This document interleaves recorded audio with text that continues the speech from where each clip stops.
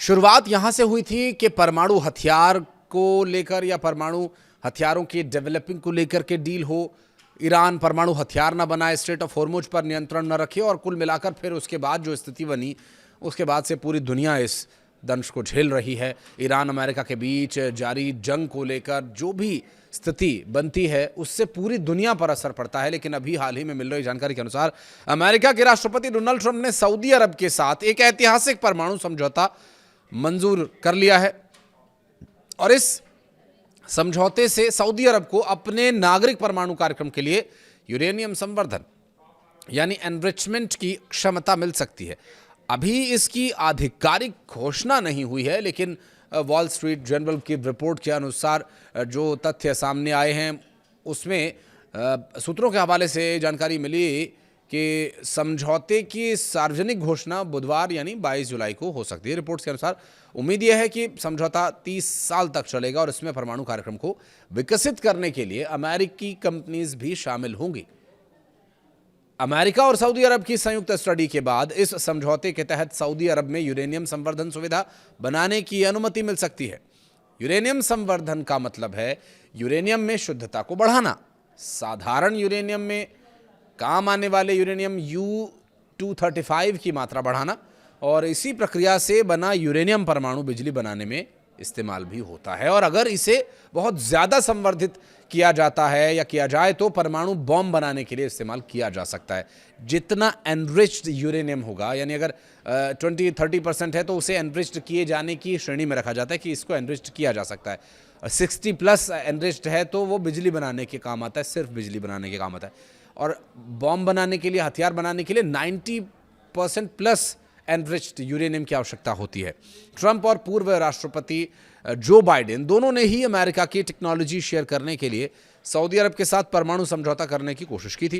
दरअसल एपी की रिपोर्ट के अनुसार परमाणु हथियारों के प्रसार को रोकने वाले एक्सपर्ट चेतावनी देते हैं कि सऊदी अरब में अगर यूरेनियम एनरिच्ड वाले प्लांट्स आ गए तो इससे इस देश के लिए परमाणु हथियार बनाने का रास्ता खुल सकता है। और गौरतलब है कि सऊदी अरब के आक्रामक क्राउन प्रिंस ने संकेत दिया है कि अगर ईरान परमाणु बम हासिल कर लेता है तो वे भी ऐसा ही कर सकते हैं। इससे पहले जब इजरायल ने हमास के अधिकारियों को निशाना बनाकर कतर पर हमला किया था तो सऊदी अरब और परमाणु हथियार रखने वाले पाकिस्तान ने आपसी रक्षा समझौते पर हस्ताक्षर किए थे, और तब पाकिस्तान के रक्षा मंत्री ने कहा था कि आवश्यकता पड़ने पर उनके देश का परमाणु कार्यक्रम सऊदी अरब के लिए उपलब्ध कराया जाएगा।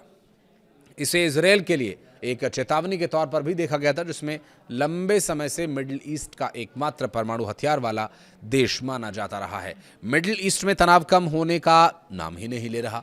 अमेरिकी सेना ने ईरान पर 11वीं लगातार रात हमले किए हैं, तो वहीं दोनों देश स्ट्रेट ऑफ हॉर्मुज पर नियंत्रण के लिए संघर्ष कर रहे हैं। यूएस सेंट्रल कमांड सेंटकॉम ने बुधवार को यह बताया कि अमेरिकी सैन्य बलों ने ईरान पर अब नया हमला किया है।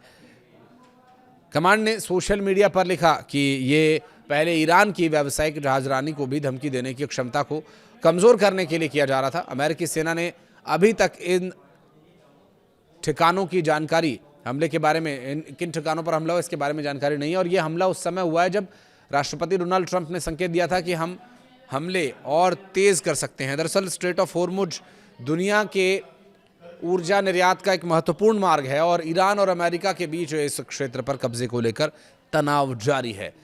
बुधवार तड़के ईरान के 5 शहरों में एक साथ एयर मिसाइल स्ट्राइक किया गया। ईरानी अधिकारियों के मुताबिक चाबहार, कोनारक, तबरीज और बेहबहान और ओमिदियेह को निशाना बनाया गया। सीज फायर टूटने के बाद ये लगातार 11वीं रात है जब अमेरिका ने ईरान पर हमला किया। प्रेसिडेंट ट्रंप ने ये कहा कि अमेरिका ईरान के संदिग्ध परमाणु ठिकानों, जिसमें पिकेक्स माउंटेन पर बहुत जल्द और बहुत भारी हमला किया जा सकता है। ट्रंप की इस चेतावनी के जवाब में ईरान ने कहा कि यदि हमले जारी रहे तो वो क्षेत्र में युद्ध का दायरा और बढ़ा सकता है। और इस बीच अमेरिकी रक्षा मंत्री पीट हेग्सेथ ने बताया कि अब तक इस युद्ध पर अमेरिका का खर्च 37.5 अरब डॉलर यानी करीब 3,60,000 करोड़ रुपए है। तो वहीं हूती विद्रोहियों की धमकी ये है कि वे इस क्षेत्र में यहाँ से यानी स्ट्रेट ऑफ हॉर्मुज से गुजरने वाले टैंकरों को लेकर धमकी दे रहे हैं, जहाँ भारत और चीन के टैंकर्स ने अपना रास्ता बदल लिया फॉर सेफ्टी सेक। सऊदी अरब से वे तेल लेकर आ रहे थे और हॉर्मुज बंद होने पर यह रूट चुना गया था। दरअसल बाब अल मंदेब स्ट्रेट की ओर ये बढ़ रहे थे, लेकिन यमन के ईरान समर्थित हूती विद्रोहियों की धमकी के बाद वापस स्वेज नहर की ओर मुड़ गए। दरअसल हूती विद्रोहियों ने सोमवार को सऊदी अरब के खिलाफ नौसैनिक नाकेबंदी का ऐलान किया था, जिसमें दुनिया भर के शिपिंग कंपनीज को ईमेल भेज करके चेतावनी दी गई थी कि सऊदी अरब की किसी भी बंदरगाह पर माल लादने या उतारने वाले जहाज़ों को उनकी सैन्य पहुंच के भीतर कहीं भी निशाना बनाया जा सकता है। और सूत्रों के हवाले से मिल रही जानकारी के अनुसार इसमें सुपर टैंकर शिन लॉन्ग यांग सोमवार को सऊदी अरब के यनबू बंदरगाह से करीब 20 लाख बैरल कच्चा तेल लेकर चाइना के लिए रवाना हुआ था और मंगलवार सुबह बाब अल मंदेब स्ट्रेट पहुंचने से पहले ही रुका और फिर यू टर्न लेकर के स्वेज के रास्ते मुड़ गया। मजबूरी थी, ये कदम उठाना ही पड़ा।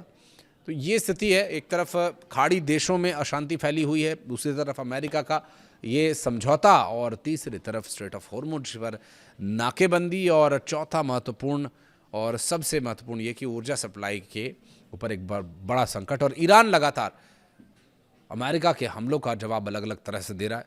और अब देखना ये भी होगा कि जो परमाणु डील की बात सामने आई है, इस परमाणु डील के बाद ईरान का क्या रवैया इस पर रहता है। कुछ कहना चाहें तो कमेंट सेक्शन में ज़रूर बताइएगा।